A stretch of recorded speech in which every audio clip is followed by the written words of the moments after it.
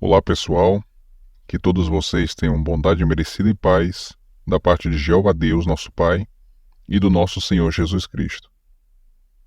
Sejam todos muito bem-vindos ao terceiro episódio da nossa série, cujo nome foi atualizado. Inicialmente, o nome da série era Refutando os Apologistas da Mentira, mas agora eu atualizei para Refutando completamente os Firulaitas. Esse é um nome mais apropriado, porque afinal, eles são seguidores do Firula, aquele falso erudito. A verdade é que eles idolatram, o Firula, e por esse motivo eles até mesmo poderiam ser chamados de firólatras. Mas eu preferi Firulaitas com base no que diz lá Apocalipse. Assim como existia a seita de Nicolau, então existe hoje a seita do Firula, os Firulaitas. Bom, o tema do episódio de hoje é o escravo fiel e o corpo governante, parte 2. Então você talvez lembre que no episódio passado fizemos uma análise detalhada da ilustração do escravo fiel e prudente, encontrada em Mateus capítulo 24. Vimos provas bíblicas e até mesmo históricas de que aquela ilustração é profética e que o nosso entendimento atual a respeito dessa ilustração está de acordo com a Bíblia. Vimos que os firulaitas abraçaram o analfabetismo funcional, vendo contradição onde não existe, e muitas outras coisas. Então, caso você ainda não tenha assistido, por favor, assista o episódio 2, porque ele é fundamental para entendermos esse episódio de hoje. Incentivo que você pegue um papel e uma caneta e faça anotações, porque o que veremos aqui é uma análise muito detalhada de como as coisas funcionavam na congregação do primeiro século e como elas devem funcionar hoje, ok? Então vamos lá. Você talvez lembre que no final do episódio passado eu deixei uma pergunta para ser respondida. Então vimos, A congregação deve ser teocrática e para isso é preciso seguir o padrão da congregação no primeiro século. Como Jeová, usando seu espírito, fornecia alimento espiritual e esclarecimentos espirituais para a congregação cristã no primeiro século? Aí eu deixei duas opções. A opção A, através de um canal composto por apenas alguns cristãos ungidos. Ou seja, nem todos os ungidos eram usados para isso. E a alternativa B, não existia um canal para isso. Um canal específico para isso. Todo e qualquer cristão ungido poderia ser usado para produzir e distribuir alimento espiritual e dar esclarecimentos espirituais. E então, qual dessas duas opções é a correta? Se fizermos uma análise em todo o Novo Testamento, fica muito claro que a alternativa correta é a alternativa A. Jeová alimentava a congregação no primeiro século por meio de um canal. E esse canal era composto por apenas alguns cristãos ungidos, e não todos. Nós vamos ver as provas bíblicas para isso. No episódio passado, para dar peso ao nosso argumento, nós citamos o cristão do segundo século chamado Irineu de Lyon. Então vimos que ele acreditava que havia sim uma representação na ilustração do escravo fiel e prudente, e que de acordo com ele não representava todos os membros da igreja, representava apenas os que tomavam a liderança de ensino na igreja. Então ele disse que Deus constituiu na igreja, em primeiro lugar, os apóstolos, no segundo, os profetas, e no terceiro, os doutores. E se fizermos um estudo no Novo Testamento, nós vemos que ele estava certo. O canal usado por Jeová para alimentar a congregação no primeiro século era os apóstolos e os profetas. Vamos ver algumas provas disso? Veja só, acompanhe aqui comigo. Então tem o próprio texto de 1 Coríntios 15, 28. E Deus tem colocado os respectivos na congregação. Primeiro, apóstolos. Segundo, profetas. Aí vem terceiro, instrutores. Depois, obras poderosas, dons de curar, etc, etc. Isso mostra que Jeová é um Deus organizado, que a congregação no primeiro século estava organizada. Cada um tinha sua responsabilidade. ninguém era mais importante do que ninguém, mas cada um tinha a sua devida responsabilidade, o seu devido lugar na congregação cristã. E observe como é interessante. Em primeiro lugar, quem vem? Apóstolos. Os apóstolos eram aqueles que tinham a maior responsabilidade na congregação. Eles tomavam a liderança na congregação. Conforme vamos ver mais na frente, os apóstolos funcionavam como um corpo governante. E, na verdade, o termo apóstolos, aí, nesse texto, ele não se limita apenas aos 12 escolhidos por Jesus. Porque Tiago, o próprio irmão de Jesus, que serviu como ancião da congregação em Jerusalém, foi chamado de apóstolo. E conforme veremos, os apóstolos, ou corpo governante no primeiro século, eram os principais responsáveis em produzir e distribuir o alimento espiritual. Mas os apóstolos não eram os únicos a ter essa função. No primeiro século, não era apenas o corpo governante que tinha essa função. Como a Bíblia ainda não estava completa, e por causa do derramamento do Espírito Santo, alguns receberam o dom de profetizar. Então os profetas, assim como o corpo governante no primeiro século, também tinham a função de produzir e distribuir alimento espiritual no primeiro século, apenas porque eles receberam esse dom. Aquela era uma época de dons, e Jeová distribuiu os dons da forma como ele quisesse, e conforme a necessidade da congregação.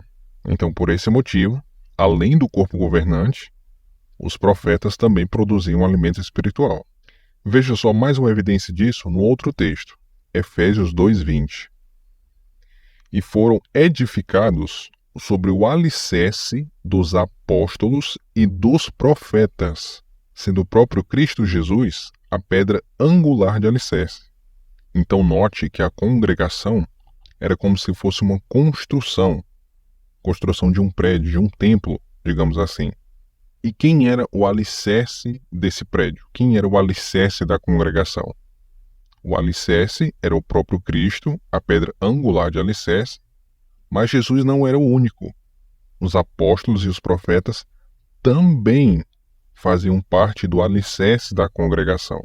Por quê? Porque eles eram o canal usado por Jeová para alimentar a congregação no primeiro século. Jeová fornecia o entendimento e os esclarecimentos espirituais para eles, para os apóstolos e para os profetas, e eles, por sua vez, repassavam para a congregação. Então a gente observa que Jeová seguia um padrão. E qual é esse padrão?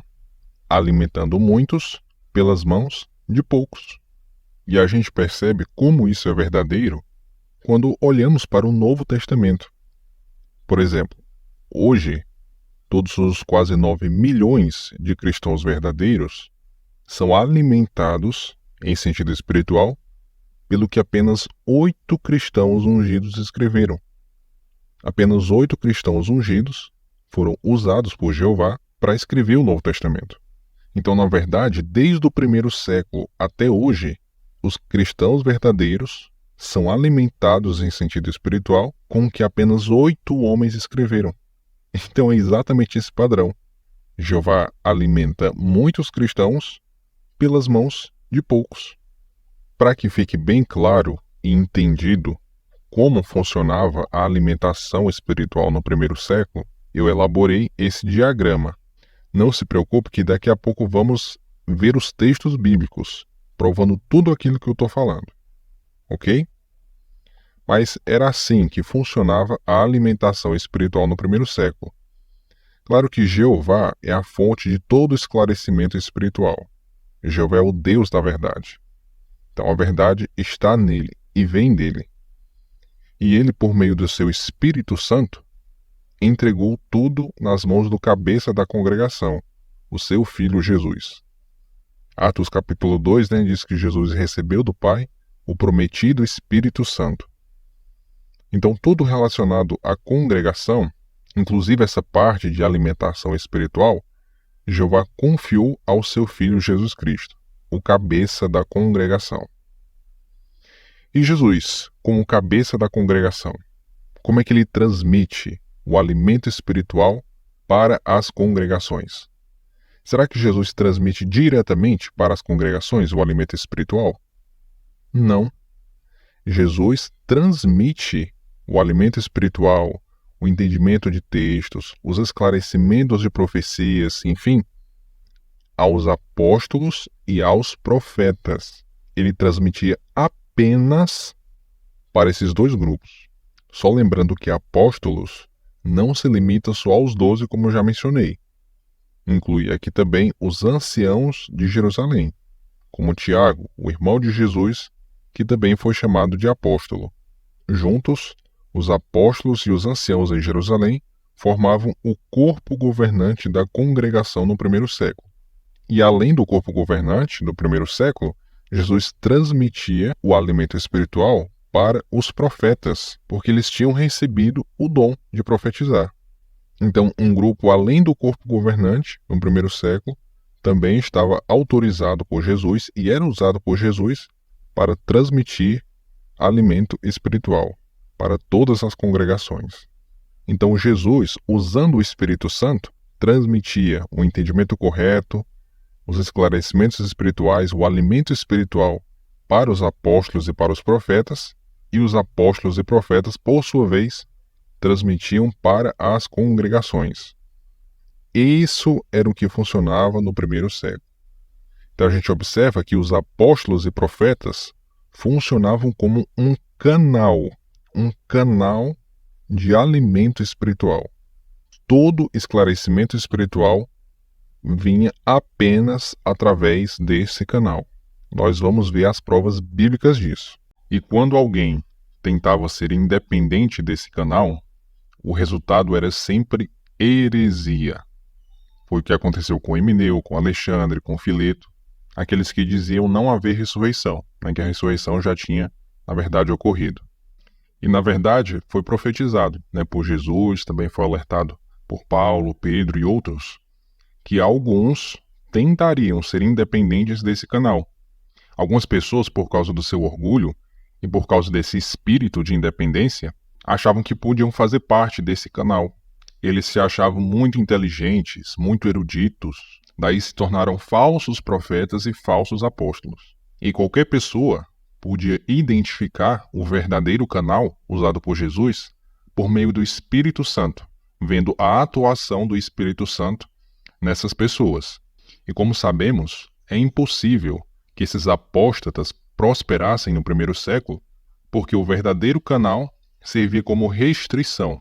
Então, no primeiro século, Jesus, como cabeça da congregação, jamais permitiria uma apostasia generalizada. Eram apenas apostasias pontuais. Mais na frente vamos falar um pouco mais sobre isso. Mas espero que tenha ficado entendido, que os apóstolos e profetas funcionavam como um canal de alimento espiritual. Jesus usava esse canal para alimentar toda a congregação no primeiro século, tá? Mas agora, dando sequência, vamos ver como o alimento espiritual era transmitido para esse canal, aos apóstolos e profetas. E quando estudamos o Novo Testamento, vimos que duas formas eram usadas por Jesus, ou por Jeová. A primeira é a inspiração, e a segunda, a orientação. E o próprio Firula, aquele falso erudito, concorda com isso. Veja só o que ele diz, No livro de Atos, vemos como o Espírito usou inspiração e direção. A palavra inspiração significa que o Espírito deu informações diretamente a um servo de Deus. E direção significa que o Espírito manobrou uma situação em uma direção específica, onde um servo de Deus com mentalidade espiritual teve que tirar a conclusão correta. Então essa afirmação, na verdade, está correta. Está de acordo com a Bíblia, está de acordo com as publicações. Concordamos com o que foi dito aqui. Às vezes, os apóstolos eram inspirados. Eles recebiam informações diretamente de Jeová. Às vezes tinham sonhos, às vezes tinham visões. Outras vezes, os anjos apareciam e falavam algumas informações. Outras vezes, o próprio Jesus apareceu. Enfim, era uma transmissão de informações de modo direto. Mas outras vezes, os apóstolos eram apenas orientados por Jeová, orientados pelo Espírito Santo. Muitas vezes o Espírito Santo os ajudava a tirar a conclusão correta, a entender um texto, uma profecia, do modo correto. Vamos ver isso na prática? Então aqui em Atos capítulo 1, versículos 15, 16 e 20, nós vamos ver um exemplo, de alguém sendo orientado pelo Espírito Santo. Vamos ver o que aconteceu. Ora, durante esses dias, Pedro levantou-se no meio dos irmãos e disse: a multidão de pessoas era ao todo de cerca de 120. Homens, irmãos, era necessário que se cumprisse a Escritura, que o Espírito Santo predissera pela boca de Davi a respeito de Judas, que se tornou guia dos que prenderam a Jesus. Pois está escrito no livro dos Salmos: fique desolada a sua pousada e não haja nela morador, e tome outro o seu lugar de superintendência. Muito bem, então aqui está narrando o que aconteceu pouco depois da subida de Jesus aos céus. Estavam reunidos aqui esses 120 discípulos, e como vimos aqui, Pedro se levantou e falou algo muito interessante a toda aquela multidão de 120 discípulos. Pedro citou aqui duas profecias, a do Salmo 69, 25 e a do Salmo 109, 8. E vimos aqui que antes mesmo do derramamento do Espírito Santo, Pedro chegou ao entendimento correto dessas duas profecias. Pense um pouco. Antes dessa ocasião, qual era o entendimento de Pedro e de toda aquela multidão de 120 pessoas desses dois salmos? Será que eles tinham um entendimento correto? É evidente que não. Não sabemos qual o entendimento eles tinham, mas sabemos que eles não tinham um entendimento correto. Mas daí chegou o tempo de Jeová para revelar o entendimento correto dessas duas profecias. E não vemos aqui Pedro recebendo o entendimento correto por meio de uma revelação, de uma transmissão direta de informações. Então, pelo visto, Pedro foi orientado pelo Espírito Santo a ter o entendimento correto dessas duas profecias relacionadas a Judas. E daí ele repassou o entendimento aos outros. Vocês perceberam aí por meio de quem veio o entendimento correto dessas duas profecias?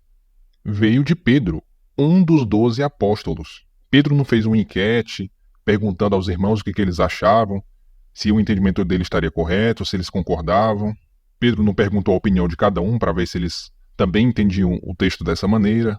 Então podemos concluir que Pedro, um dos apóstolos, foi orientado pelo Espírito Santo a ter esse entendimento correto dessas duas profecias, e daí ele repassou para toda aquela multidão. Então a gente percebe aqui exatamente o que eu falei.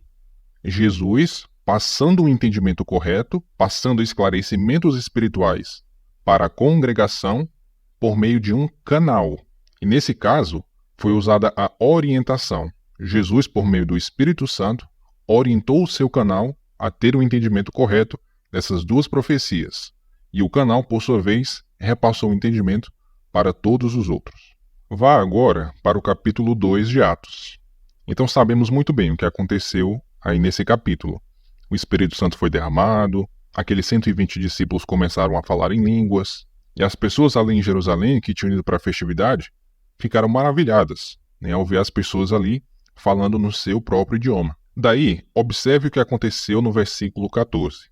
Mas Pedro pôs-se de pé com os 11, levantou a sua voz e fez-lhes a seguinte pronunciação: Homens da Judéia e todos vós, habitantes de Jerusalém, seja isso conhecido por vós e dai ouvidos às minhas declarações. Então observe, o canal usado por Jesus, que eram os 12 apóstolos, começou a dar um discurso, tendo Pedro ali como porta-voz.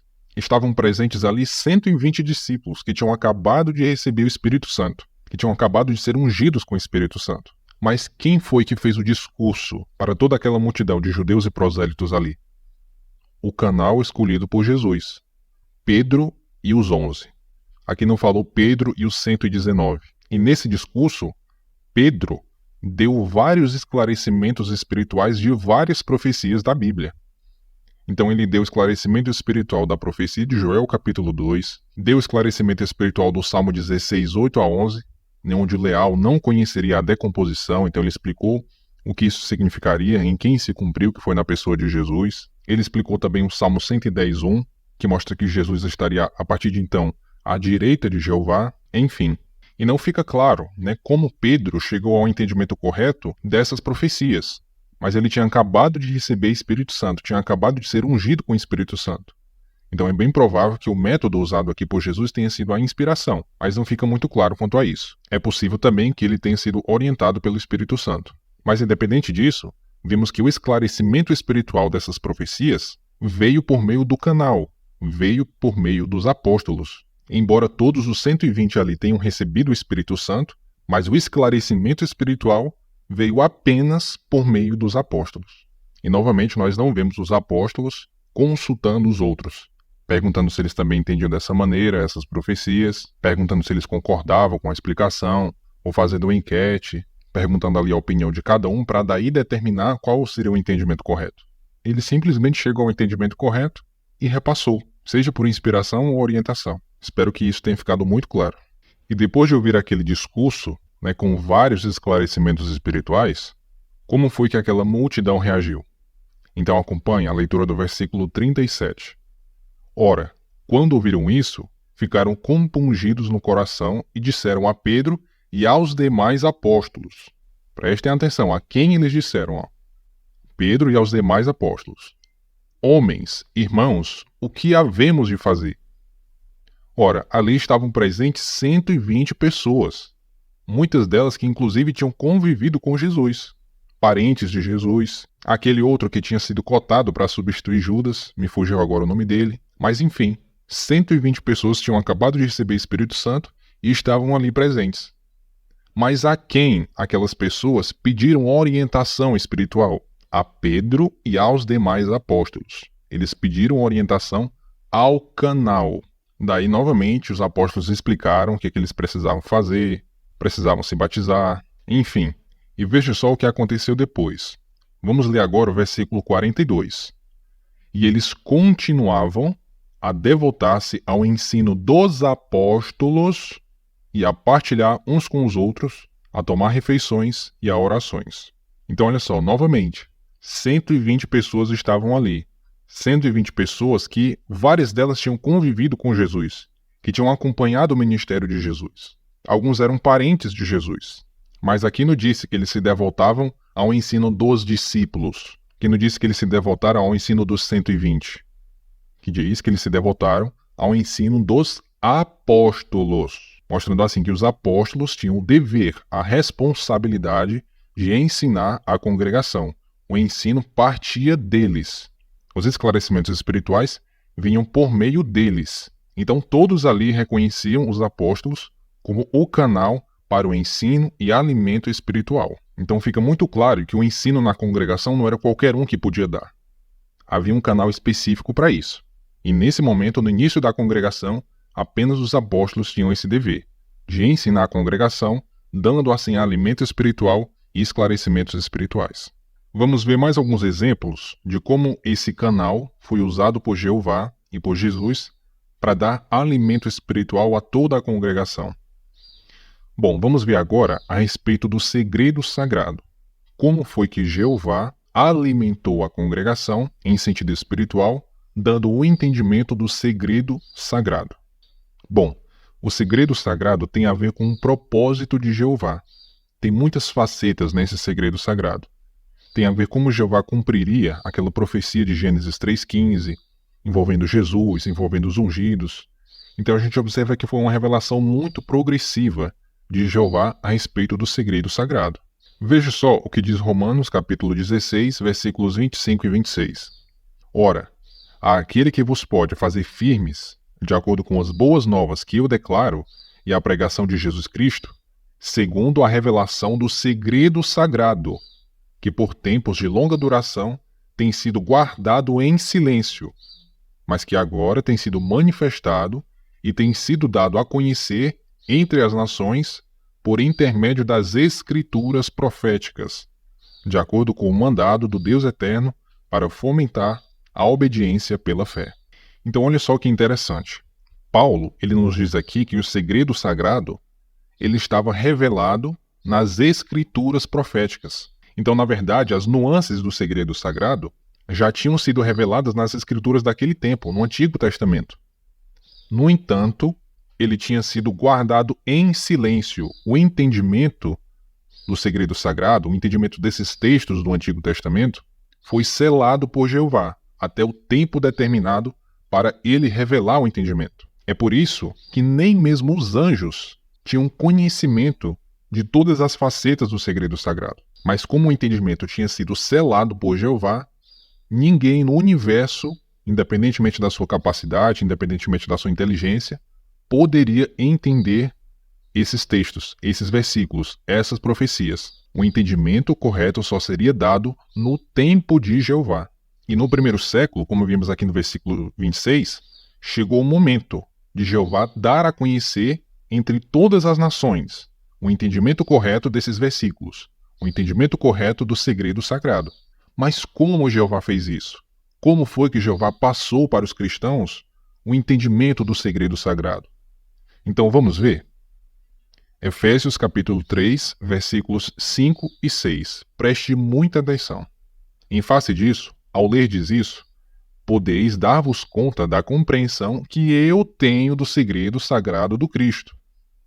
Em outras gerações, este segredo não foi dado a conhecer aos filhos dos homens, assim como agora tem sido revelado aos seus santos apóstolos e profetas, por Espírito, a saber que os das nações haviam de ser co-herdeiros e membros associados do corpo, e coparticipantes conosco da promessa, em união com Cristo Jesus, por intermédio das boas novas. Então você percebeu aí? Primeiro, a gente viu aqui a forma como foi passado o entendimento correto. Nesse caso aqui foi por inspiração. Então Jeová revelou diretamente o entendimento correto desses versículos. Mas você observou a quem Jeová revelou? Jeová não revelou diretamente a cada um na congregação. Não houve uma enquete entre todos ali da congregação, cada um dando a sua opinião, e daí chegando ao denominador comum. Não existiu isso. Jeová deu o entendimento correto, revelou o entendimento correto aos apóstolos e profetas, conforme eu mencionei, o canal usado por Jeová naquele tempo. Então o entendimento correto foi dado a eles, e eles, por sua vez, repassaram para toda a congregação, por meio de cartas como essa carta aos Efésios. Então aqui Paulo explicou, que uma das facetas do segredo sagrado é que pessoas das nações seriam co-herdeiras, também seriam ungidas, participantes aí da promessa. Então já vimos o canal sendo orientado pelo Espírito e agora vemos o canal sendo inspirado pelo Espírito. E eu poderia até dar mais exemplos disso, mais exemplos de esclarecimentos espirituais dado apenas por esse canal, apenas pelos apóstolos e pelos profetas. Mas até agora o que eu apresentei é o suficiente. Fica muito claro que os apóstolos e profetas eram o canal usado por Jeová para transmitir alimento espiritual. Jeová dava o entendimento correto apenas por meio desse canal. Espero que tenha ficado muito claro isso. E um detalhe interessante a respeito do segredo sagrado, eu vi aqui nesse texto de 1 Coríntios 4, 1 e 2. Diz assim, avaliem-nos o homem como sendo subordinados de Cristo e mordomos dos segredos sagrados de Deus. Além disso, neste caso, o que se procura nos mordomos é que o homem seja achado fiel. Algo muito interessante aqui, hein? Mordomo, fiel. Acho que eu já escutei isso em algum lugar. Bom, mas aí vem uma questão muito interessante. Será que esse canal usado por Jeová era inerrante? Será que é impossível que os membros desse canal tivessem, uma vez por outra, entendimentos errados, interpretações erradas? Bom, vamos dar uma analisada em alguns versículos aqui da Bíblia. Observe o que diz aqui João 14, 17. O Espírito da verdade, que o mundo não pode receber, porque nem o observa nem o conhece. Vós o conheceis, porque permanece convosco e está em vós. Observe com atenção as palavras aqui de Jesus. Ele disse que o Espírito da verdade, o Espírito Santo, já estava nos apóstolos, antes mesmo ali do derramamento do Espírito Santo. Então os apóstolos ali pregavam, realizavam obras poderosas, expulsavam demônios, curavam pessoas, antes mesmo do derramamento do Espírito Santo. E eles também já chegaram ao entendimento correto de algumas profecias do Messias naquele tempo. Eles viam o cumprimento de muitas profecias na pessoa de Jesus, antes mesmo ali do derramamento do Espírito Santo. Então, naquele tempo, enquanto Jesus estava com eles já tinham, Espírito Santo, o Espírito Santo já agia neles, embora eles ainda não tivessem sido ungidos com o Espírito Santo, e o Espírito Santo já os orientava a chegar ao entendimento correto de muitas coisas, como algumas profecias a respeito de Jesus, do Messias. Mas aí surge a questão. O Espírito Santo, o Espírito da verdade, já estava neles. Mas será que o Espírito Santo impedia que eles tivessem interpretações erradas? Que eles tivessem ideias erradas? A resposta é não. Isso fica muito claro aqui em Lucas capítulo 19, versículo 11. Enquanto escutavam essas coisas, contou em adição uma ilustração, porque estava perto de Jerusalém e eles estavam imaginando que o reino de Deus ia apresentar-se instantaneamente. Então observe, mesmo já tendo o Espírito Santo neles, os apóstolos tiveram uma ideia errada, uma interpretação errada, uma expectativa errada. Eles achavam que o reino de Deus ia aparecer instantaneamente assim que eles chegassem em Jerusalém. O Espírito Santo não impediu que eles tivessem essa interpretação errada. Isso faz deles falsos apóstolos? Isso faz deles falsos profetas? Claro que não. Certamente não foi o Espírito Santo que orientou eles a ter essa interpretação, a ter essa expectativa. Mas o Espírito Santo não impediu. Isso não faz deles falsos apóstolos. E mesmo depois da ressurreição de Jesus, eles ainda tinham algumas ideias erradas. Veja só, Atos capítulo 1, versículo 6. Assim, quando se reuniram, eles lhe perguntaram: Senhor, é agora que o Senhor vai restabelecer o reino a Israel? Então vimos isso até mesmo no estudo bíblico dessa semana. Eles tinham algumas ideias erradas ainda depois da ressurreição de Jesus. Eles achavam que Jesus ia devolver o reino ao Israel carnal. E, na verdade, durante todo o ministério de Jesus, eles tinham essa interpretação errada. Várias profecias na Bíblia, no Antigo Testamento, são muito claras em mostrar que o Messias seria rei no céu. Mas durante todo o ministério de Jesus, durante todos os 3 anos e meio que eles acompanharam Jesus, eles tinham uma interpretação errada. Eles achavam que o Messias reinaria na terra, na Jerusalém física. Isso é muito interessante, porque durante todo esse período, Jesus permitiu que eles tivessem a interpretação errada. Somente depois do Pentecostes, depois do derramamento do Espírito Santo, foi que eles chegaram ao entendimento correto. E viram que, na verdade, o reino seria celestial. O reino seria entregue ao Israel espiritual, e não ao Israel carnal. Então, o que aprendemos com isso? Aprendemos que o Espírito Santo não impede o canal usado por Jeová de ter interpretações erradas de vez em quando. Certamente não é o Espírito Santo que orienta a esses erros, mas Jeová e Jesus permitem esses erros, essas interpretações erradas, até um determinado momento. No momento certo de Jeová, ele mesmo corrige as ideias erradas. Muito bem. Então, nessa análise que fizemos, nós chegamos aqui a algumas conclusões de como funcionava a alimentação espiritual no primeiro século. Então vimos que no primeiro século havia um canal específico para a produção e distribuição de alimento espiritual, os apóstolos e profetas. Jesus, usando o Espírito Santo, transmitia o alimento espiritual, os esclarecimentos espirituais, apenas para esse canal. E por causa dos dons do Espírito, esse canal muitas vezes era inspirado. Mas outras vezes, como nós vimos também, esse canal era apenas orientado pelo Espírito. O canal chegava ao entendimento correto. Era guiado pelo Espírito Santo para ter o entendimento correto. É interessante também que nem tudo o que os membros desse canal falavam era inspirado. Logo, não podemos afirmar que eles davam um alimento perfeito todas as vezes.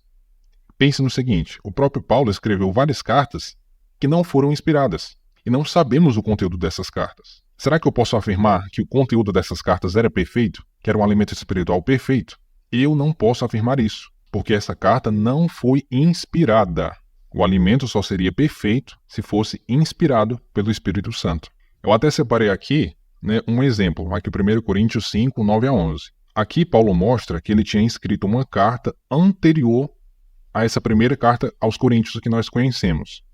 Pelo visto, nessa carta de Paulo, que não foi inspirada, e que não temos mais acesso a ela, Paulo instruiu os coríntios que eles não deviam se associar com fornicadores. Mas nessa carta não ficou muito claro a instrução de Paulo. Será que Paulo estava falando de todos os fornicadores? Será que os cristãos deviam evitar a convivência com todos os fornicadores do mundo inteiro? Então a primeira carta, que não foi inspirada, não foi muito clara nesse aspecto. Daí, nessa carta que foi inspirada, aí sim, Paulo foi mais específico, foi mais assertivo. Ele explicou, que ele não estava se referindo a todos os fornicadores do mundo. Ele explicou que eles deviam cessar a convivência com qualquer um que se chame irmão, que fosse fornicador, ganancioso, idólatra ou etc. Então a gente observa isso. Nessa primeira carta de Paulo, que não foi inspirada, a instrução não foi muito clara, não foi perfeita. Pode ser que alguns ali tenham entendido errado. Alguns entenderam que era para cessar a convivência com todas as pessoas do mundo que eram fornicadores, gananciosos, etc. Mas agora, nessa carta que foi inspirada, aí sim a instrução foi perfeita, sem margem para interpretações erradas. Aí Paulo deixou claro que ele estava se referindo a parar de ter convivência com cristãos que cometessem esses pecados aí. Considere também o exemplo bíblico de Natã. Sabemos, que Natã era um profeta inspirado por Jeová. Mas será que ele era inspirado 24 horas por dia? É óbvio que não. E isso fica muito claro quando lemos 2 Samuel, capítulo 7, versículos 2 a 5. Então o rei Davi contou a Natã o desejo que ele tinha de construir um templo para Jeová. E qual foi a resposta de Natã para Davi? Tudo que tiveres no coração, vai, faze, porque Jeová está contigo. E aí? Será que essa afirmação de Natã estava correta? Será que nesse momento ele foi inspirado ou orientado por Jeová? Claro que não. E mais tarde, naquela mesma noite, Jeová corrigiu o pensamento errado de Natã. Não, Natã, não foi do jeito que você falou, não.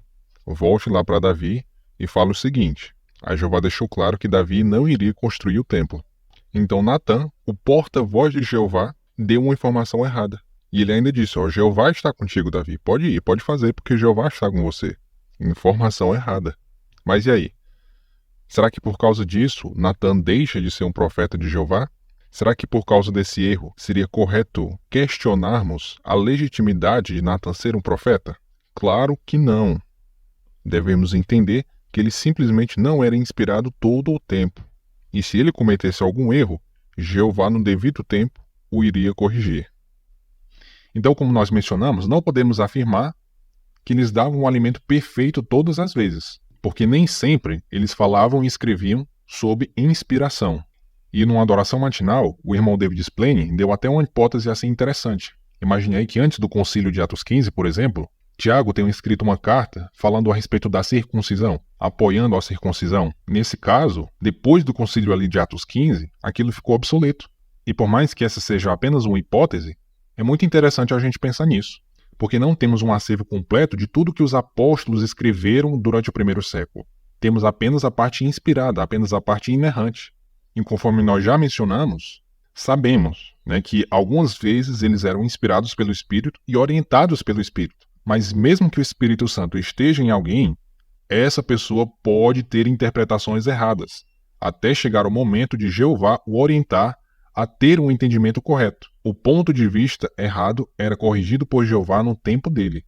Pense novamente a respeito aqui do segredo sagrado. Vimos aqui que vários versículos no Antigo Testamento davam ali um vislumbre do que seria o segredo sagrado. Mas o entendimento correto foi selado por Jeová até o momento escolhido por ele. Qual era o entendimento de Paulo, dos apóstolos e dos profetas desses versículos antes de Jeová revelar? Não sabemos. Não sabemos como eles interpretavam esses versículos. O que sabemos é que eles não tinham o entendimento correto. O entendimento correto seria dado por Jeová no tempo dele. Aí sim, quando chegou o momento correto, conforme nós vimos, Jeová revelou aos apóstolos e profetas. Então esse ponto é muito importante. Mesmo que o Espírito Santo esteja em alguém, essa pessoa pode ter interpretações erradas até chegar o momento de Jeová o orientar a ter o entendimento correto. O ponto de vista errado era corrigido por Jeová no tempo dele. Bom, pensando em todos esses pontos, a gente consegue ver como deve funcionar a alimentação espiritual nos nossos dias hoje. Então, para a congregação ou organização ser teocrática, é preciso seguir o modelo do primeiro século. A congregação hoje precisa estar estruturada da mesma maneira que a congregação no primeiro século. Logo, hoje também deve existir um canal específico para a produção de alimento espiritual, conforme Jesus profetizou, em Mateus capítulo 24. Assim como no primeiro século nem todos os ungidos estavam envolvidos ali na produção de alimento espiritual, Da mesma forma, hoje, nem todos os ungidos devem estar envolvidos na produção e distribuição de alimento espiritual. Não cabe a todos os ungidos dar um entendimento correto e esclarecimentos espirituais. Essa tarefa cabe apenas a um grupo de cristãos ungidos. E esse grupo é o corpo governante. Conforme nós vimos, lá no primeiro século tinha um grupo, além do corpo governante, que podia também dar esclarecimentos espirituais, os profetas. Mas eles faziam isso por causa dos dons, porque eles tinham recebido o dom do Espírito Santo de profetizar. Só que os dons cessaram. Se os dons cessaram, não existe nenhum outro grupo, além do corpo governante, que pode fazer isso, que pode produzir e distribuir alimento espiritual. Além disso, como os dons cessaram, os membros desse canal não são mais inspirados pelo Espírito Santo. Eles não recebem mais informações diretamente de Jeová, por meio de visões, de revelações, etc. Sobrou apenas a orientação. Assim como no primeiro século, muitas vezes, os apóstolos eram apenas orientados pelo Espírito Santo, da mesma forma hoje, o canal usado por Jeová é orientado pelo Espírito dele. E assim como nem tudo o que o canal do primeiro século falava era inspirado, nem tudo o que o canal atual fala é orientado pelo Espírito. O Espírito Santo não impede os membros desse canal de terem, às vezes, interpretações erradas. Mas como nós vimos, a orientação correta se dá no tempo de Jeová. E no momento correto, Jeová corrige as ideias erradas. Nós vimos que lá no primeiro século, o canal não fazia enquetes. Os apóstolos não ficavam perguntando a todas as congregações qual era a opinião deles de um entendimento correto de um versículo da Bíblia. O canal do primeiro século confiava na orientação de Jeová. E eles seguiam a orientação de Jeová. E da mesma forma deve funcionar hoje. Não deve haver uma enquete perguntando a opinião de cada irmão na congregação. Devemos confiar que Jeová vai agir da mesma forma que ele agiu no primeiro século. Assim como Jeová às vezes dava orientação espiritual para o canal daquele tempo, devemos confiar que hoje Jeová também vai orientar o canal escolhido por ele. Jeová vai permitir que esse canal tenha as ideias erradas? Vai, mas no tempo certo, Jeová vai corrigir as ideias erradas, orientando o canal dele a chegar ao entendimento correto. Então, pensando em tudo isso, nós percebemos que a congregação das Testemunhas de Jeová hoje está organizada exatamente igual como era no primeiro século. Exatamente igual. Nós vemos aqui, que Jeová é a fonte do esclarecimento espiritual, ele entregou tudo aos cuidados de Jesus, Jesus transmitia o alimento espiritual para o seu canal, que naquele tempo eram os apóstolos e profetas, e os apóstolos e profetas, por sua vez, transmitiam o esclarecimento espiritual para todas as congregações. E hoje, as Testemunhas de Jeová estão organizadas exatamente dessa maneira. E o próprio Firolaíta mostra isso em um dos seus vídeos. Veja só. Desde as últimas décadas, a organização se estrutura da seguinte forma. Muito bem, então você observou aí que o parisiense afirmou que a organização hoje está estruturada dessa forma aí, como nós podemos ver na imagem. Então está aqui Jeová, Jesus Cristo, o cabeça da congregação, a informação vem para o escravo fiel e prudente, que é o corpo governante, daí o corpo governante repassa para todas as congregações, para os anciãos das congregações, servos ministeriais, e enfim, o alimento espiritual é distribuído para toda a congregação. E eu queria agradecer ao parisiense, porque com isso ele acabou de provar que a organização segue o mesmo padrão do primeiro século, exatamente igual como está na Bíblia. Veja só, aqui nós temos Jeová, em cima de tudo. E aqui está no primeiro século, eu já provei que funcionava dessa maneira. Está aqui Jeová. Aí vimos aqui que abaixo de Jeová vem Jesus Cristo, o cabeça da congregação cristã. Exatamente igual aqui, Jeová, Jesus. Aí a gente observa aqui que Jesus passa o entendimento espiritual, os esclarecimentos espirituais, ao corpo governante, ao canal, o escravo fiel e prudente.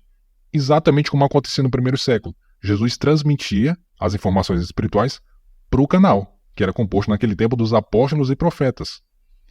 Daí, o canal repassa as informações espirituais, repassa o alimento espiritual para todas as congregações, exatamente como está aqui.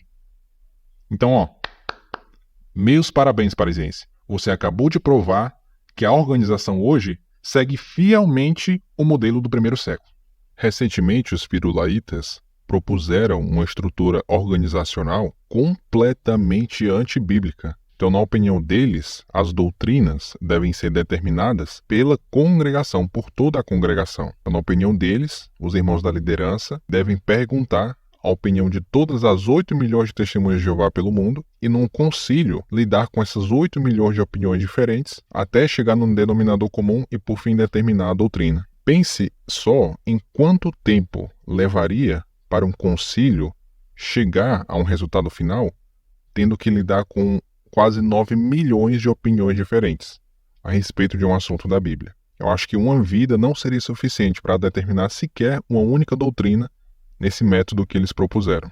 A congregação, irmãos, deve funcionar como estamos vendo aqui. Qualquer modelo que for proposto, que esteja diferente do que estamos vendo aqui na tela, é antibíblico e deve ser rejeitado. O modelo que deve ser adotado hoje pelos verdadeiros cristãos deve ser o mesmo modelo do primeiro século. E no modelo do primeiro século, tem um canal específico para a produção de alimento espiritual. Bom, a partir de agora, no nosso vídeo, nós vamos ver algumas evidências da existência de um corpo governante no primeiro século e hoje. Nós vamos ver mais um caso onde o canal usado por Jeová foi orientado por ele a ter um entendimento correto. Bom, algumas pessoas criticam, até mesmo esse termo, corpo governante. Eles dizem assim: mas Jesus disse que os seus seguidores não deviam governar uns aos outros, etc, etc e tal. E claro, que essas pessoas esboçam um grande desconhecimento. São pessoas ignorantes. Vamos ver o motivo disso na Bíblia. Você sabe qual versículo da Bíblia os irmãos da liderança se basearam para cunhar esse termo, corpo governante? Bom, vamos dar uma olhada.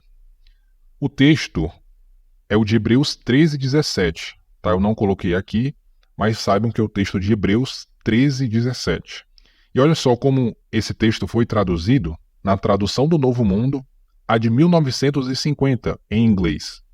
Diz assim, sejam obedientes àqueles que governam vocês e sejam submissos. Aí tem um asterisco, na tradução. E diz assim, aos que tomam a liderança entre vocês. Então, observou aí? Sejam obedientes àqueles que governam vocês. Foi pensando nesse texto, nesse versículo, que foi cunhado o termo corpo governante. A palavra grega que foi usada aqui é a palavra hegelmai. E eu coloquei aqui 3 léxicos que nos ajudam a entender o significado dessa palavra. Então, de acordo com o léxico analítico de Friberg, ele diz que no Novo Testamento, essa palavra, hegelmai, como particípio presente relacionado a hegemon, que significa liderar, governar.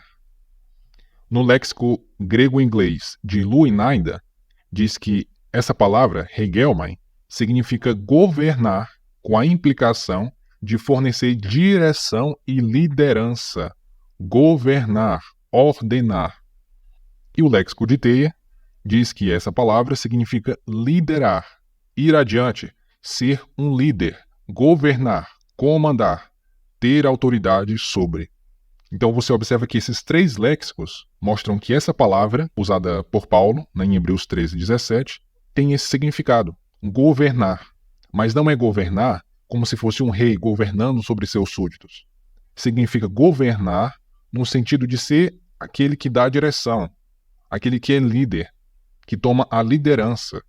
Então foi por esse motivo que lá em 1943, 1944, saiu na Sentinela essa expressão, corpo governante, porque eram irmãos que tomavam a liderança na congregação. Então daí foi cunhado esse termo, corpo governante. São irmãos experientes, anciãos, que tomam a liderança. E como esses irmãos são um canal escolhido por Jeová, nós precisamos ser submissos e obedientes a eles. Esses irmãos não são os nossos líderes. O nosso líder é o cabeça da congregação, Jesus Cristo. Mas as estrelas, aqueles que tomam a liderança na congregação, estão nas mãos de Jesus, o cabeça da congregação. Então nós precisamos confiar que Jesus, como cabeça, vai orientar esses irmãos que tomam a liderança na congregação. Mesmo que às vezes esses irmãos errem, Jesus, como cabeça, vai continuar orientando esses irmãos até que eles cheguem ao entendimento correto. Se Jesus confia nesses irmãos, apesar dos seus erros e imperfeições, também devemos confiar nesses irmãos, apesar dos seus erros e imperfeições. Bom, então vamos continuar. Vamos analisar agora as provas, as evidências da existência de um corpo governante no primeiro século. Se lermos Atos capítulo 15, vamos concluir de modo inequívoco que no primeiro século existia um corpo governante. Então vamos começar aqui a analisar esses versículos. Vamos ler primeiro os versículos 1 e 2. Certos homens desceram então da Judéia e começaram a ensinar aos irmãos: a menos que sejais circuncidados, segundo o costume de Moisés, não podeis ser salvos. Mas, quando havia ocorrido não pouca dissensão e disputa com eles da parte de Paulo e Barnabé, providenciaram que Paulo e Barnabé e alguns outros deles subissem até os apóstolos e anciãos em Jerusalém com respeito a esta disputa. Bom, vimos aqui que no ano 49 surgiu uma grande disputa numa questão doutrinária a respeito da salvação. Alguns acreditavam que para ser salvo você precisava ser circuncidado e observar a lei de Moisés. Então, os gentios que tinham se tornado cristãos precisavam ser circuncidados e observar a lei de Moisés, de acordo com algumas pessoas. E pelo visto, Paulo e Barnabé não concordavam com isso. Vimos aqui que houve essa disputa entre Paulo e Barnabé e esses homens que tinham descido da Judéia. E agora, como essa questão doutrinária seria resolvida? Vimos aqui que foi decidido que eles iam recorrer à autoridade máxima na congregação. Vimos lá no começo, que Jeová estabeleceu em primeiro lugar na congregação os apóstolos. E que aquele termo incluía quem mesmo? Os 12 apóstolos, bem como os anciãos em Jerusalém, como no caso de Tiago. Então Paulo, Barnabé e outros recorreram à autoridade máxima na congregação. Recorreram ao canal escolhido por Jesus, para que eles dessem um entendimento correto a respeito dessa questão envolvendo a salvação. Se era necessário ou não a pessoa ser circuncidada para ser salva. Daqui a pouquinho eu vou mostrar mais detalhes do porquê eles resolveram ir até os apóstolos e aos anciãos para resolver esse assunto. Bom, daí Paulo e Barnabé e alguns outros foram lá a Jerusalém para conversar com os apóstolos e anciãos. Daí eles chegaram em Jerusalém, foram recebidos ali por todos os irmãos. Aí note só o que aconteceu aqui nos versículos 5 e 6, lá em Jerusalém. Contudo, alguns dos da seita dos fariseus que haviam crido levantaram-se dos seus assentos e disseram: é necessário circuncidá-los e adverti-los que observem a lei de Moisés. E os apóstolos e os anciãos ajuntaram-se para considerar esta questão. Olha só que interessante. Nós sabemos que os fariseus eram como grandes eruditos naquele tempo.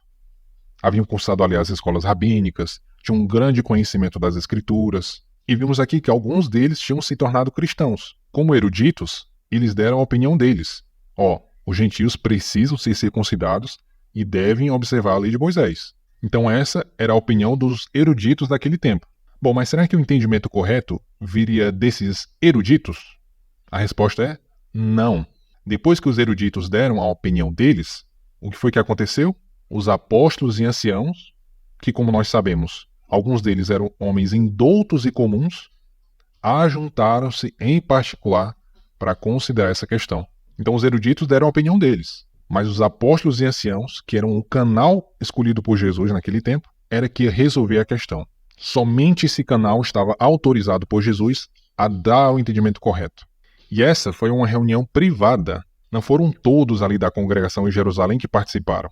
Pelo visto, até mesmo esses eruditos fariseus aí ficaram de fora dessa reunião. E como foi que o canal escolhido por Jesus chegou à conclusão correta sobre esse assunto? Bom, eles não enviaram cartas a todas as congregações perguntando a opinião dos irmãos. E aí, irmãos, o que vocês acham? A gente deve ou não circuncidar? Como é que é? Eles não saíram por aí perguntando a opinião dos outros. Eles confiavam que Jesus daria a orientação correta. Eles confiavam que Jesus os ajudaria a ter o entendimento correto a respeito desse assunto da circuncisão.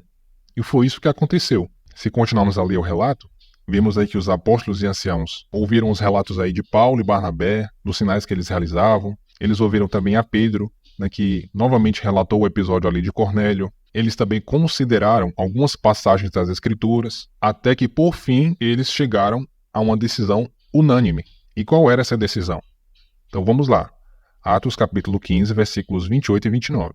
Pois pareceu bem ao Espírito Santo e a nós mesmos não vos acrescentar nenhum fardo adicional, exceto as seguintes coisas necessárias: de persistirdes em abster-vos de coisas sacrificadas a ídolos, e de sangue, e de coisas estranguladas, e de fornicação.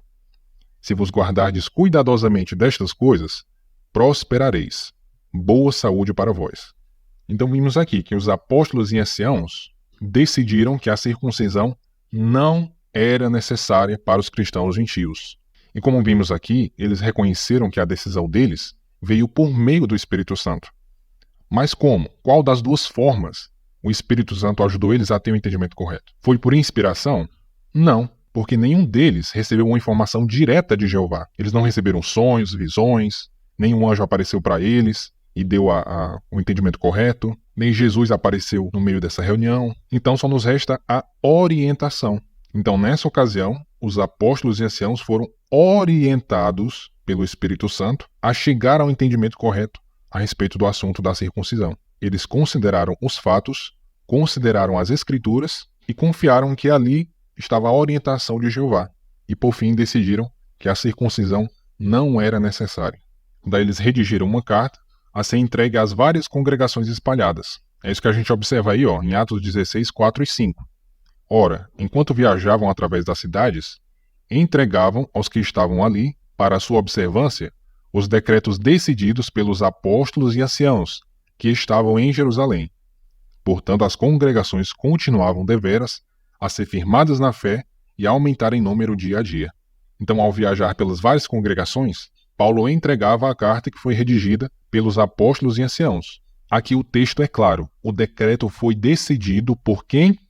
Pelos apóstolos e anciãos. O assunto foi resolvido pelo canal escolhido por Jesus.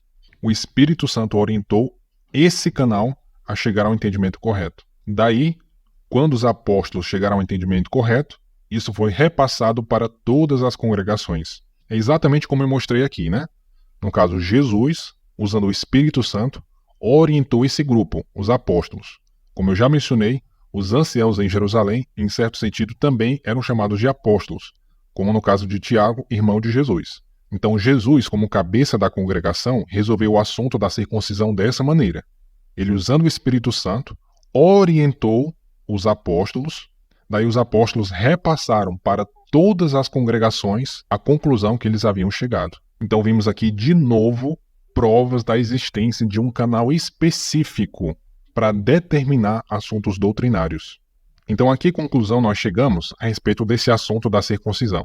Então vimos aqui que o corpo governante no primeiro século, em Jerusalém, foi orientado pelo Espírito Santo a tomar a decisão correta.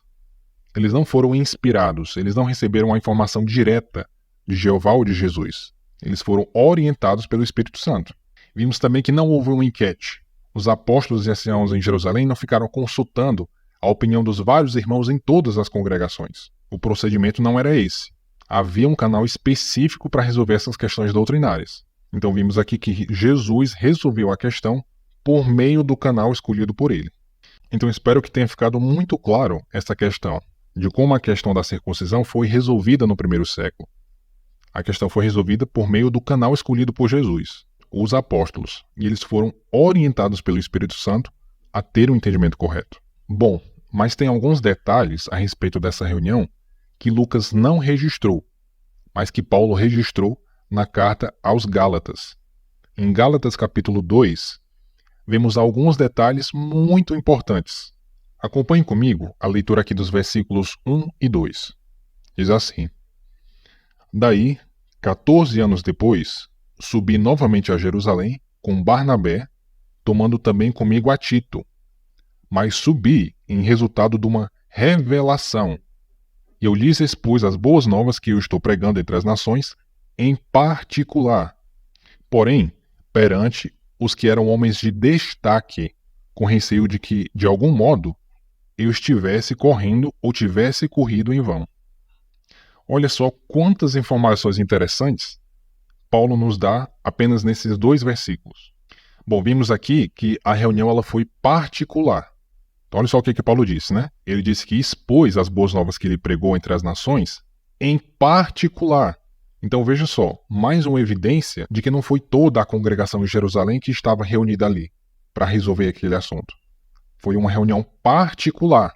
Aí Paulo diz, perante os que eram homens de destaque, apóstolos e anciãos. Conforme nós vimos lá naquele texto de 1 Coríntios, aqueles que Jeová colocou como primeiro lugar na congregação.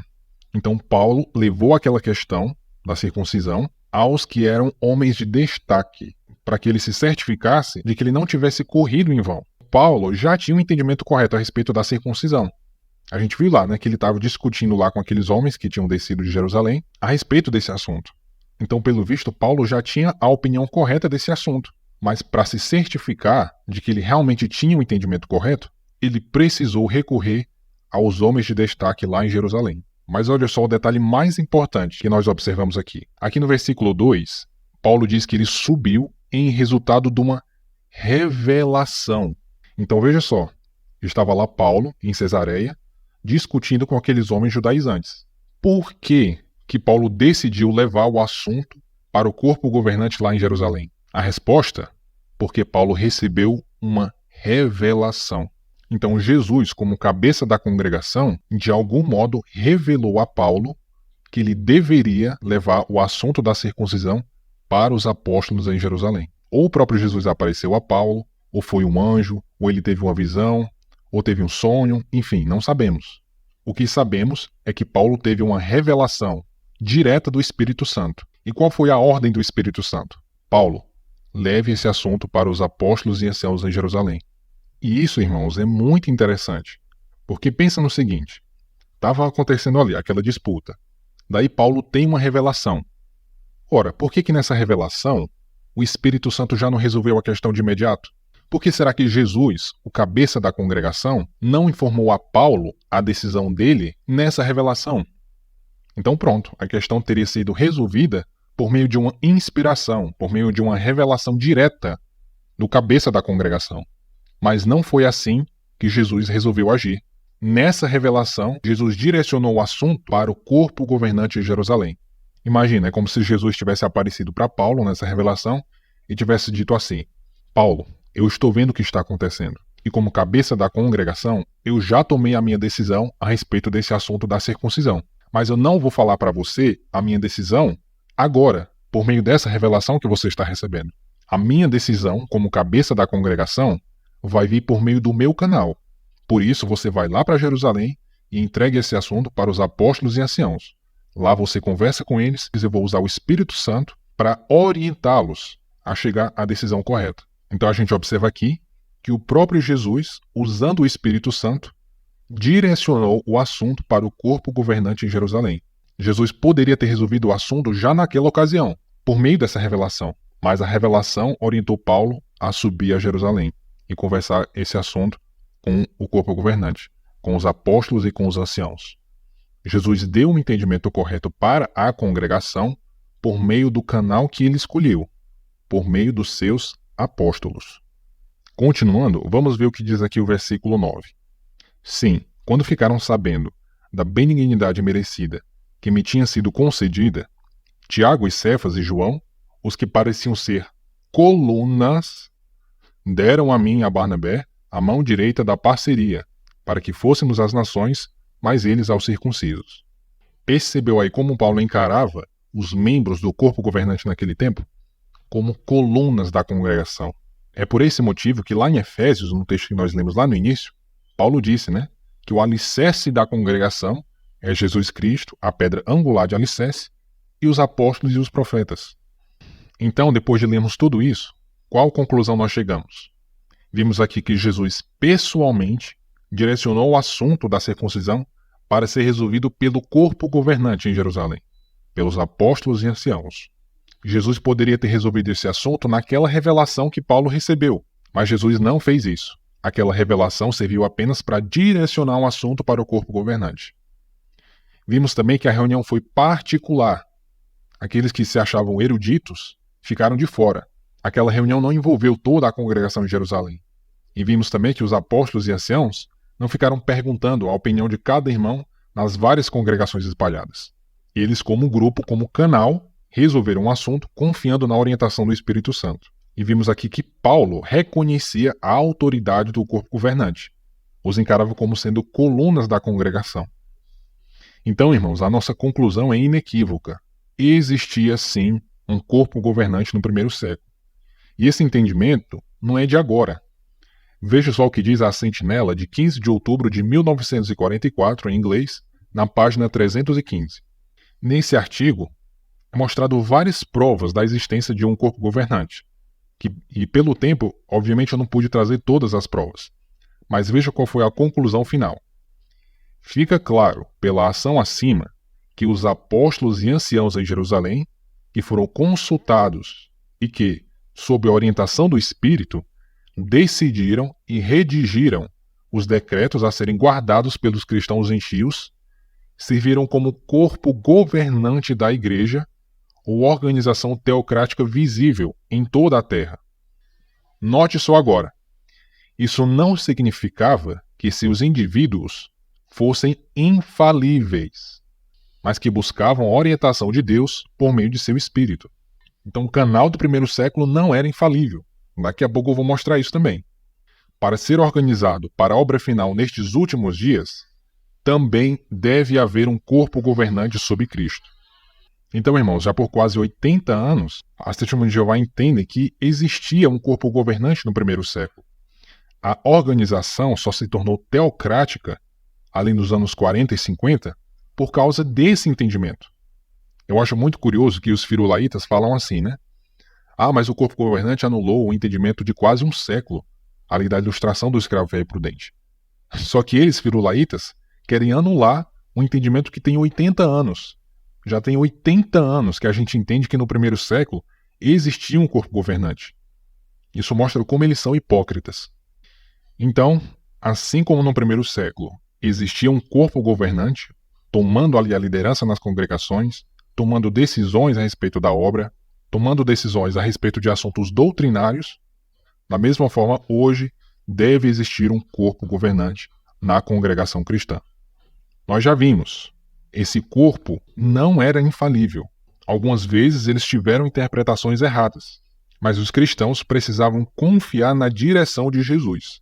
No tempo correto, Jesus Cristo, cabeça da congregação, repassaria os esclarecimentos espirituais e corrigiria as ideias erradas do canal escolhido por ele. Bom, chegamos aqui à parte final deste episódio, e para mim a parte mais importante. Os ungidos de Jeová cometem erros. Aqueles que exercem a liderança na congregação cometem erros. Será que Jeová aprova rebeliões contra os ungidos imperfeitos dele? Será que Jeová aprova revoluções dentro da congregação? Vamos descobrir a resposta para essa pergunta na Bíblia, considerando aqui 2 exemplos de ungidos de Jeová cometendo erros. O primeiro caso que vamos considerar é o caso de Davi. Sabemos, que Davi foi um rei muito bom. Inclusive, ele foi estabelecido como um parâmetro. Os reis eram classificados como sendo bons ou ruins, dependendo do quão perto eles seguiam o exemplo de Davi. No entanto, no exercício da sua liderança, Davi cometeu vários erros graves. Vamos considerar aqui alguns deles. Então, no ponto 1, que nós estamos vendo aí na tela, no exercício da sua liderança, Davi tomou uma decisão que resultou na morte de 70 mil pessoas. É a ocasião do censo que ele fez. Foi uma decisão ruim e 70 mil pessoas morreram. Imagina só, 70 mil famílias foram afetadas pelo erro do ungido de Jeová. E o que foi que essas 70 mil famílias fizeram? Será que elas exigiram de Davi uma indenização? Será que elas fizeram manifestações para que Davi fosse removido do seu cargo de rei? E a pergunta mais importante, se eles tivessem feito isso, se eles tivessem se rebelado contra o rei Davi, será que eles teriam a bênção e a aprovação de Jeová? Bote a mão na sua consciência e reflita nessas perguntas. E em outra ocasião, Davi cometeu erros mais graves. Davi cometeu 2 pecados graves, cuja punição deveria ser a morte. Ele cometeu adultério e cometeu assassinato. Ele adulterou com Batseba e ordenou que Urias, o marido dela, fosse morto. E aí, como foi que Jeová lidou com esse erro do seu ungido? Pela lei, ele deveria morrer, mas Jeová foi paciente com Davi e o perdoou. Permitiu que ele continuasse sendo rei e continuou abençoando o reinado de Davi, embora Jeová não o poupasse das consequências do seu pecado. Mas nem todos conseguiam aceitar o fato de que Jeová perdoou Davi. Esse foi o caso de Aitofel, avô de Batseba. Não sabemos o que passou pela cabeça dele, mas é possível que ele tenha pensado assim: será que Davi é intocável? Ele comete 2 pecados graves e Jeová o perdoa? Como é que pode isso? Se fosse qualquer outra pessoa no lugar de Davi, essa pessoa agora estaria morta. Aí só porque é Davi então tá tudo bem, tudo tranquilo? A verdade é que Davi não deve mais ser rei de Israel. Ele não pagou indenização para ninguém. Ele cometeu adultério e assassinato e não compensou ninguém por isso. Eu preciso fazer alguma coisa para remover Davi do cargo de rei. Davi não merece mais ser rei de Israel. E qual foi o resultado, de Aitofel ter alimentado pensamentos como esses? O resultado é que ele se rebelou contra o rei Davi. Ele começou ali a tramar uma rebelião junto com Absalão para usurpar o reinado de Davi. E aí, será que eles foram abençoados por Jeová nessa rebelião, nessa revolução? Claro que não. Rebelião nunca foi o modus operandi de Jeová resolver as coisas. Nunca. E por isso Jeová frustrou aquela rebelião e Davi continuou sendo o rei de Israel. E os rebeldes foram mortos e outros se mataram, como foi o caso de Aitofel. Então, não. Jeová não aprova rebelião contra os seus ungidos. Se no exercício da sua liderança eles cometem erros, eles exageram, podemos confiar que Jeová vai resolver a situação no tempo dele, não no nosso. Tem coisas que Jeová só vai resolver no novo mundo, como é o caso aí de Urias, por exemplo. A injustiça que Davi cometeu só será resolvida por Jeová lá no novo mundo. Então esse caso de Davi nos ajuda a entender isso. Jeová não aprova rebeliões contra seus ungidos, mesmo que eles cometam erros graves, que merecem até mesmo a morte. Vamos considerar mais um exemplo? Vamos considerar o exemplo do próprio corpo governante no primeiro século. O corpo governante também cometeu um pequeno equívoco. E poucas pessoas se apercebem disso porque elas não leem a Bíblia para extrair lições. Elas leem a Bíblia para encontrar tipos e antítipos. Então quem lê a Bíblia com essa finalidade jamais vai descobrir isso. Mas me acompanhe que tudo vai ficar muito claro. Nós já vimos que o corpo governante no primeiro século já tinha entendido que os cristãos não precisavam mais seguir a lei mosaica. Inclusive Pedro, que era judeu, apóstolo e membro do corpo governante, já não vivia mais como judeu, depois do concílio ali de Atos 15. Gálatas 2,14 mostra isso.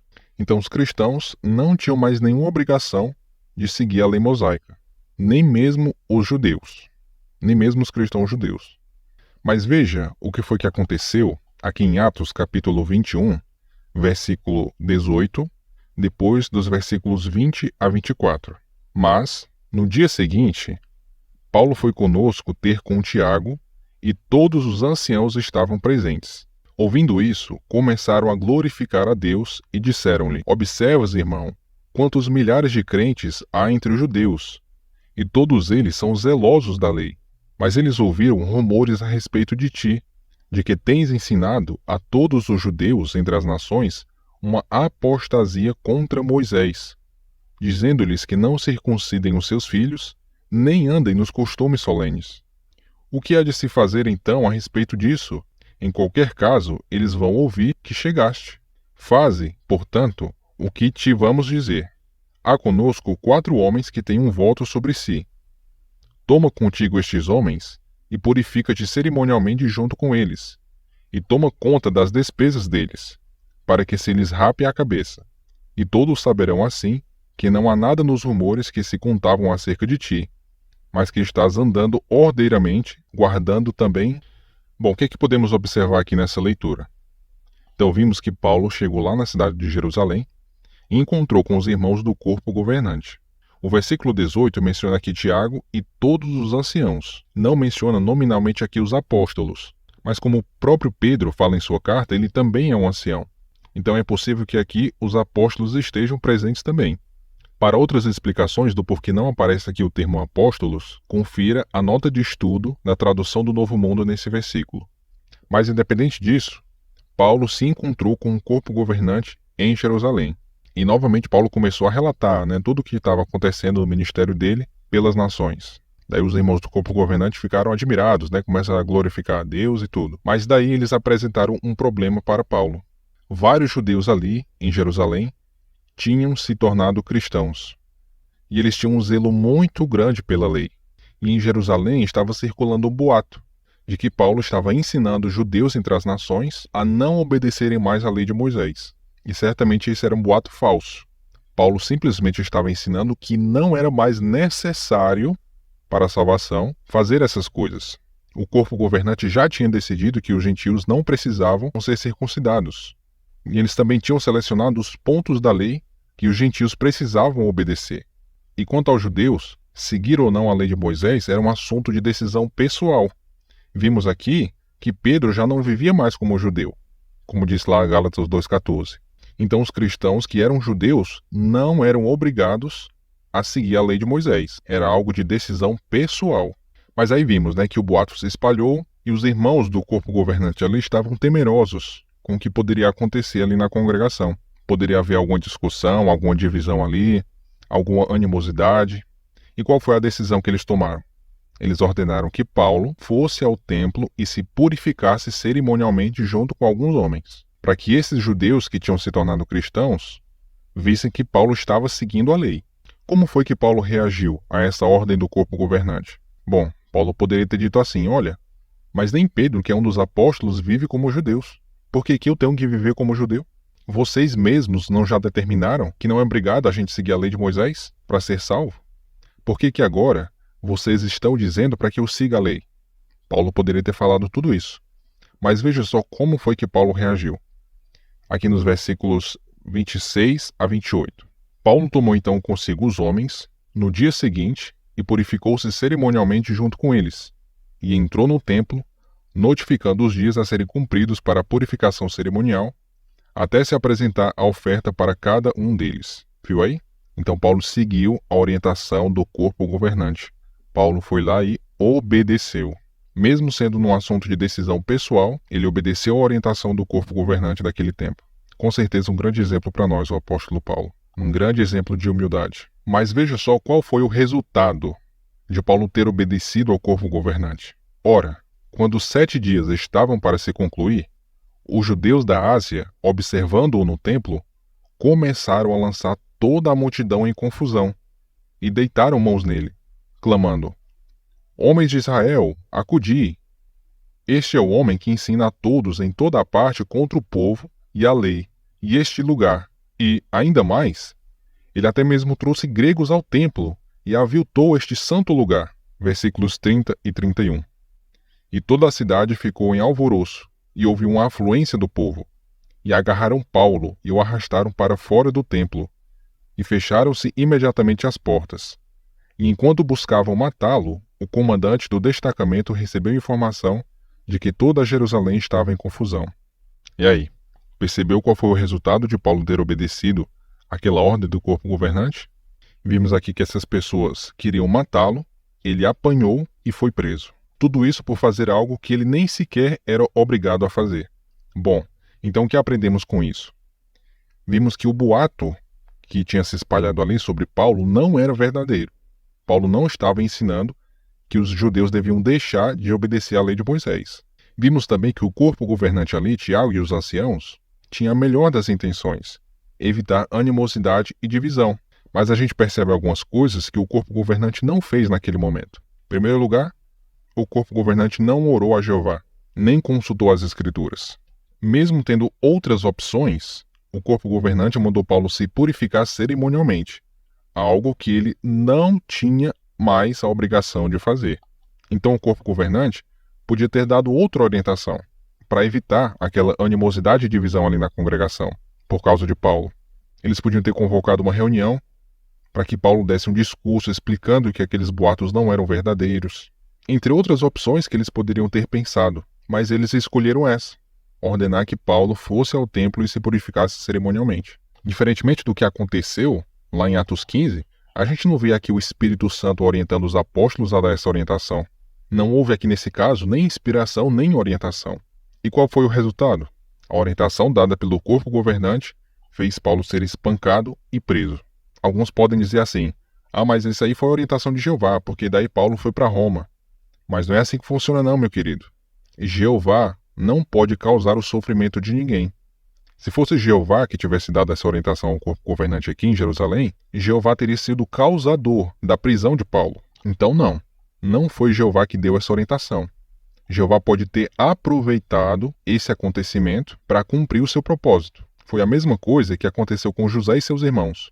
Não foi Jeová que fez os irmãos venderem José, mas Jeová usou aquela situação para preservar vidas. Então a mesma coisa se aplica aqui. Jeová aproveitou o que aconteceu com Paulo para que ele pregasse lá em Roma. Então aqui o corpo governante no primeiro século não deu uma orientação muito boa, e o resultado dessa orientação é que Paulo foi espancado e preso. Mas pense no seguinte: será que lá na prisão Paulo escreveu cartas incentivando os irmãos a se rebelarem contra a autoridade dos anciãos lá em Jerusalém? Será que Paulo ficou exigindo que esses irmãos fossem removidos de seus cargos? Será que Paulo exigiu indenização desses irmãos? Claro que não. E se ele tivesse feito isso, com certeza ele teria perdido a bênção de Jeová. Por quê? Porque Jeová não aprova rebeliões contra os ungidos imperfeitos dele. Isso é um fato. Jeová nunca usa rebeliões e revoluções para consertar as coisas. Nunca. E algumas pessoas não entendem isso. Algumas pessoas são orgulhosas. E ao ver os ungidos de Jeová cometendo erros, eles são completamente inflexíveis, irredutíveis, e por isso fomentam rebeliões e divisão dentro da congregação. E isso não é de hoje. Isso aconteceu lá no primeiro século. Veja só, em Gálatas capítulo 2, versículo 4, olha o que Paulo diz. Mas, por causa dos falsos irmãos, introduzidos quietamente, que entraram furtivamente para espreitar a nossa liberdade, que temos em união com Cristo Jesus, a fim de que nos escravizassem completamente. Nesse capítulo, Paulo está falando a respeito do assunto da circuncisão. Mesmo depois do decreto do corpo governante, dizendo que os gentios não precisavam ser circuncidados, alguns irmãos continuavam insistindo nisso. Alguns irmãos discordaram do decreto do corpo governante lá no primeiro século. E você observou como é que Paulo se referiu a esses irmãos aí? Falsos irmãos. Quem discorda e milita contra o canal escolhido por Jeová é um falso irmão. Paulo reforça ainda mais isso em Tito, capítulo 1, versículo 10. Veja só. Pois há muitos indisciplinados, conversadores improfícuos e enganadores da mente, especialmente os homens que aderem à circuncisão. Então, novamente aqui, ele está se referindo a algumas pessoas que militavam contra o decreto do corpo governante lá do primeiro século, a respeito da circuncisão. Aí vimos aqui que Paulo chamou eles de indisciplinados, conversadores improfícuos, ou faladores fúteis, né, como diz na nova tradução, e enganadores da mente. Paulo mostra que esses são falsos cristãos, que são apóstatas. Quem fomenta rebelião dentro da congregação é um apóstata. Eu provei isso, inclusive, mostrando o significado das duas palavras relacionadas à apostasia na Bíblia, nos dicionários de grego, né, e não nos dicionários de português. E quando faltava apenas 5 anos para o fim do sistema de coisas judaico daquele tempo, Paulo, Pedro e Judas deram fortes alertas contra a apostasia. Parece que quanto mais próximo do fim, maior seria a apostasia, e mais cuidado os verdadeiros cristãos precisariam ter. Veja só o que diz 2 Pedro, capítulo 2, versículo 1. No entanto, houve também falsos profetas entre o povo, assim como haverá falsos instrutores entre vós. Estes mesmos introduzirão quietamente seitas destrutivas, e repudiarão até mesmo o dono que os comprou, trazendo sobre si mesmos uma destruição veloz. Esse versículo é uma descrição perfeita dos firulaitas. Primeiro porque eles se acham demais. Eles se acham grandes instrutores, eruditos, né? Como é o caso do próprio Firula, que na verdade é um incompetente. Eles se acham no direito de produzir alimento espiritual, uma tarefa que Jesus não concedeu a eles. E qual tem sido o resultado disso? Eles estão fomentando divisão na congregação e introduzir uma seita destrutiva. É o que eles estão fazendo. Mas o que nos consola é o que diz o final do versículo. A apostasia não vai durar muito tempo. Quem se torna apóstata traz sobre si mesmo uma destruição veloz. Lembrar disso com certeza conforta muito os cristãos verdadeiros que sofrem ao ver a apostasia se espalhando pelo mundo. Veja também o que Judas falou aqui em Judas, capítulo 1, versículos 8, 11 e 12. Inicialmente aqui o 8. Da mesma maneira, apesar disso, estes homens também, entregando-se a sonhos, aviltam a carne e desconsideram o senhorio e falam de modo ultrajante dos gloriosos. Aqui também, Judas está falando de cristãos apóstatas lá na congregação do primeiro século. E olha só que interessante, a parte final do versículo 8. Ele disse que esses cristãos apóstatas falavam de modo ultrajante dos gloriosos. Com isso, ele quer dizer aqui os anciãos, os que tomam a liderança. E é exatamente o que os firulaitas estão fazendo. Estão chamando os irmãos da liderança de canalhas, de hipócritas, de fariseus desgraçados, entre outras coisas aí. E eles falam isso como se eles tivessem a mesma autoridade que Jesus tinha para falar desse modo com os fariseus. Eles esquecem que quando Paulo falou meio que de um modo grosseiro com o sumo sacerdote, depois ele se retratou. Claro que eles não vão lembrar disso porque eles não leem a Bíblia com a finalidade de aprender. Eles leem caçando tipos e antítipos. Então esse é o comportamento dos apóstatas. Falar mal, falar de um modo ultrajante dos irmãos que tomam a liderança. Eles não falam deles com respeito. Falar de modo ultrajante não é uma atitude cristã, é uma atitude apóstata. Veja o que Judas diz mais nos versículos 11 e 12. Ai deles, porque foram pela vereda de Caim, e se arremeteram no proceder errôneo de Balaão, para uma recompensa, e pereceram na conversa rebelde de Corá. É impossível falar de apostasia sem citar o exemplo de Corá. E os firulaitas são Corás antitípicos, porque eles têm exatamente a mesma mentalidade de Corá. Corá se achava no direito de queimar incenso perante Jeová, uma tarefa que Jeová não deu para ele. E os firulaitas se acham no direito de produzir alimento espiritual, de criticar o corpo governante, sendo que Jeová não deu a eles essa autoridade, não deu essa tarefa a eles. E por Corá ter se rebelado contra o corpo governante da época dele, que era Moisés e Arão, homens que também erravam no exercício da sua liderança, o rebelde Corá foi destruído. Judas continua: estes são os rochedos ocultos sob a água, nos vossos ágapes, banqueteando-se convosco. Deste versículo eu tirei o nome deste canal, rochedos ocultos ou escondidos, como diz a tradução revisada. Imagina, um barco navegando pelo mar, mas na direção em que o barco está indo, há um rochedo oculto sob a água. Imagina o desastre que pode acontecer. Isso ilustra muito bem o dano que a apostasia pode fazer com a pessoa. Pode destruir a espiritualidade da pessoa completamente. Então, irmãos, por favor, tomem muito cuidado. Não deem atenção aos apóstatas. Veja só como Judas conclui aqui os conselhos dele, nos versículos 16, 22 e 23. Estes homens são resmungadores, queixosos de sua sorte na vida, procedendo segundo seus próprios desejos, e as suas bocas falam coisas bombásticas, ao passo que admiram personalidades para o seu próprio proveito. Aqui novamente está descrevendo perfeitamente o comportamento dos firulaitas. Falam coisas bombásticas, admiram personalidades, como é o caso do firula, que eles admiram, idolatram, na verdade, e são homens resmungadores, com certeza pessoas que devemos evitar. Veja agora os versículos 22 e 23.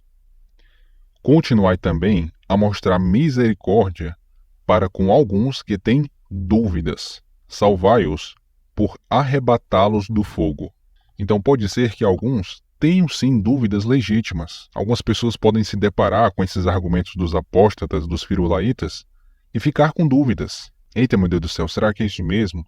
Será que a gente pode confiar mesmo no corpo governante? Então, com essas pessoas que têm dúvidas, que apenas foram vítimas da apostasia, a gente precisa mostrar misericórdia. A gente precisa salvar essas pessoas do fogo, arrancá-las do fogo. E eu percebo que algumas pessoas foram afetadas pelo que os firulaitas falaram, como é o caso daquele rapaz que não queria mais se batizar, aquela moça também que não queria mais se batizar. Eu sinto muito pelo que aconteceu com elas. Eu sinto muito que elas tenham sido enganadas completamente por esses falsos irmãos, esses apóstatas, disfarçados de cristãos. E foi com o propósito de mostrar misericórdia para com essas pessoas que foram afetadas pela apostasia, com o propósito de tirá-las do fogo, foi que eu criei este canal. E eu espero que toda essa série de vídeos que eu estou produzindo tenha ajudado você a se livrar do fogo da apostasia. Por favor, meu irmão, por favor, continue confiando em Jeová. Continue confiando nos homens que Jeová confia. Cada dia que passa, estamos mais próximos do novo mundo. E lá, esses pequenos erros, essas picuinhas nem vai mais passar na nossa cabeça. Então ore a Jeová. Peça que Jeová lhe ajude a enxergar as bênçãos dele sobre essa organização, sobre o trabalho do corpo governante. Peça que Jeová lhe ajude a ver isso. Não se deixe enganar por esses falsos irmãos que querem apenas usurpar o lugar do corpo governante. Por favor, meu irmão, por favor, saia do fogo da apostasia. Aqueles que se deixam levar pela apostasia pagarão muito caro por isso. Vimos aqui em 2 Pedro 1 que os apóstatas trazem sobre si mesmos uma destruição veloz. Sabendo disso, eu tenho uma pergunta a fazer para você. Você teria coragem de apostar a sua vida, tanto agora como a vida eterna, nos argumentos dos firulaitas? Você tem essa coragem de apostar a sua vida nos argumentos deles? Por favor, bote a mão na sua consciência e reflita. Assim, chegamos ao final do episódio 3 da nossa série, refutando completamente os firulaitas. O episódio 4 será o último episódio desta série. Vai ser o series finale. Não perca o 4º episódio da série, refutando completamente os firulaitas. Fiquem com as bênçãos de Jeová e até mais.